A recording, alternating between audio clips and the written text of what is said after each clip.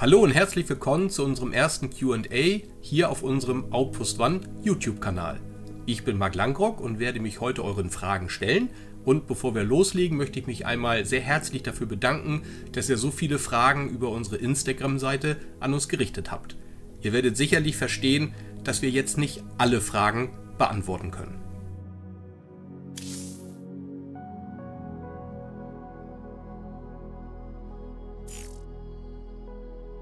Ja, kommen wir zur ersten Frage. Wird unsere Flugzeughalle noch thematisiert? Also zunächst mal muss ich dazu sagen, dass es sich natürlich nicht um Flugzeuge handelt, sondern um Raumjäger, die in unserem Hangar stehen. Es handelt sich um 3 Life-Size Raumjäger, nämlich einen TIE Interceptor, einen TIE Fighter und einen X-Wing. Und ja, wir haben noch viel vor. Zunächst mal sind wir dabei, eine Audio zu entwickeln, die etwas mehr Hintergründe zu den verschiedenen Raumjägern liefert, wer sie gemacht hat, wie die Bauzeit ist, welche Größe, Gewicht etc. Und dann wollen wir natürlich auch das ganze Ambiente noch verbessern, aber das ist dann doch etwas in etwas weitere Zukunft zu verlegen.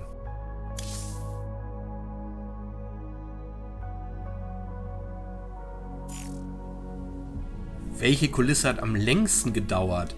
Tja, die Frage ist schon deshalb schwer zu beantworten, weil wir mit noch keiner Kulisse fertig sind. Denn das ist ja das Schöne an unserem Fanprojekt. Fertig werden wir nie. Wir arbeiten bis heute an allen Kulissen und sind wir am Ende wieder angekommen, dann geht es vorne weiter mit den Details. Insofern kann ich die Frage gar nicht wirklich beantworten. Aber zu den aufwendigeren Sets, die wir haben, da gehört sicherlich die Brücke der Executor, die Eiswelt oder auch die Wüstenwelt.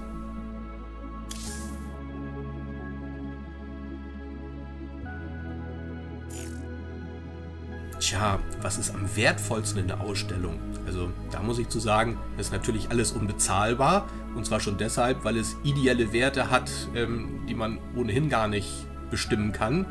Es steckt so viel Fanliebe und Leidenschaft in unseren Exponaten, die wir haben, dass man sie gar nicht wertmäßig bestimmen kann.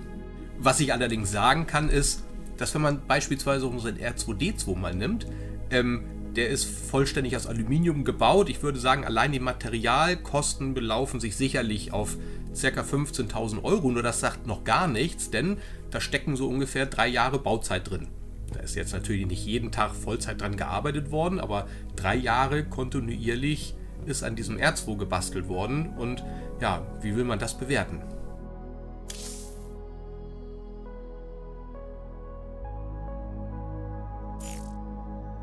Ja, wie also fanden wir nun den Abschluss der Skywalker-Saga, wird hier gefragt. Zunächst mal natürlich mit einem Wein im Auge, dass es überhaupt zu einem Abschluss gekommen ist.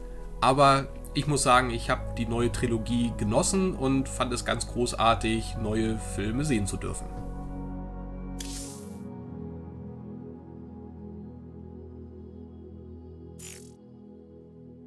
Ob ich je gedacht hätte, wird gefragt, ob unser Traum solche Ausmaße annehmen wird.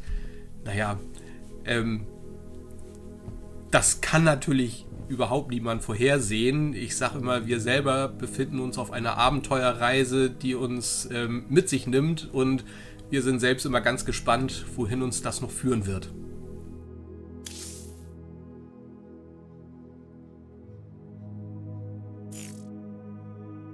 Woher die realistischen Details kommen, werden wir gefragt, ob es sich um Handarbeit handelt. Ja, die letzte Frage kann ich klar beantworten. Es handelt sich alles um Handarbeit. Und der Realismus kommt daher, dass mein guter Freund Oliver Kolb, der uns als meine rechte Hand bei unserem Vorhaben unterstützt und im Grunde die Sets und Kulissen gebaut hat, als gelernter Form- und Prototypenbauer natürlich schon mal eine gehörige Portion handwerkliches Geschick mitbringt. Dazu noch Kreativität und ja, Fanleidenschaft ins Projekt mit einbringt, und so kommt es, dass wir versuchen, uns von Set zu Set selbst zu übertreffen und da, wo wir nicht zufrieden sind, nachlegen und immer noch eine Schippe oben drauflegen wollen. Und dasselbe gilt natürlich auch für unsere Exponate, denn die sind alle von Fans gemacht. Wir sind ja eine Fanart-Ausstellung, und Fans, die handwerkliches Geschick auf der einen Seite haben und große Leidenschaft für das, was sie tun, auf der anderen Seite mitbringen, die können natürlich Höchstleistung schaffen, und die versuchen wir auszustellen und ja, einem breiteren Publikum und einer Öffentlichkeit das etwas näher zu bringen.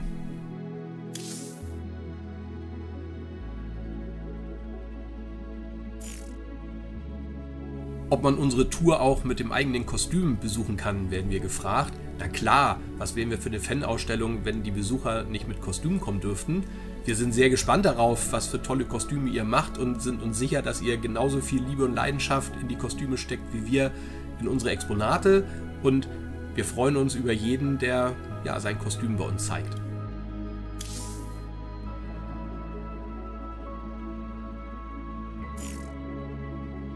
Ja, wann kann ich in eure Ausstellung einziehen, werden wir gefragt. Das werden wir häufig gefragt. Tatsächlich gibt es sogar einen Anbieter, der für Museen so eine Art Kubus entwickelt hat, in dem man so nachts im Museum, in einer Ausstellung übernachten kann. Tatsächlich haben wir mal überlegt, ob wir das machen wollen, aber das ist reine Zukunftsmusik.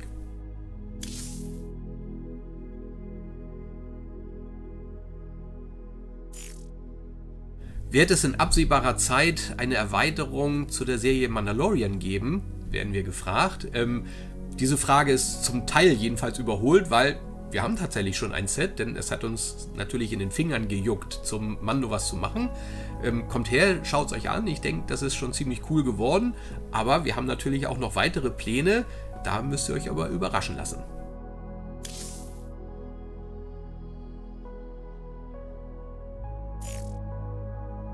Wie lange es gedauert hat, vom ersten Sammlerstück bis zur Ausstellung, werde ich gefragt. Nun gut, ich bin 50 Jahre alt, Fan der ersten Stunde, von Anfang an leidenschaftlicher Sammler gewesen und insofern hat es fast mein ganzes Leben gedauert, diese Sammlung zusammenzutragen und jetzt in einer Ausstellung zu präsentieren.